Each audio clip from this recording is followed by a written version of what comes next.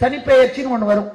அந்த சனிப்பெயர்ச்சி வந்தா உடனே திருநள்ளாருக்கு போ, சனி செங்கனாப்பூர் போ, சனீஸ்வரன் கோயிலுக்கு போ, சனீஸ்வரருக்கு விளக்கேத்து. மேல தப்பு பண்ணா அப்பா கிட்ட சொல்லணும், வாத்தியார் தப்பு பண்ணா ஹெட்மாஸ்டர் கிட்ட சொல்லுவோம், கீழே இருக்கிற கான்ஸ்டபிள் தப்பு பண்ணா அவன் மேல இருக்கிற கமிஷனர் கிட்ட சொல்லுவோம்.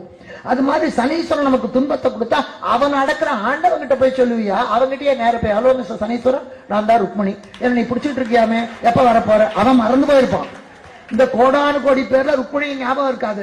நானே நேர சந்நிதிக்கு போய் அர்ச்சனை பண்ணும்போதே கோத்திரத்தோட, இன்ன கோத்திரம், இன்ன நட்சத்திரம், இன்ன பேரு, ருக்மணி வந்திருக்கே, நீ என்ன பிடிச்சிட்டு இருக்கியாமே, விட்டுடுவியா, விட மாட்டியா? இத்தனை எதுக்கு? அவன் போக, நீதான் ருக்மணியா, உன்னை பிடிக்கணும்னு நினைச்சா, நீ எங்க இருக்கேன்னு தெரியல, வந்துட்ட, சந்தோஷம், கட்டியா பிடிச்சிடும். அதான் நம்மளை சுத்தி இருக்கிறதே சனிதானே, நமக்கு நானே சனிதான். தப்பு தப்பு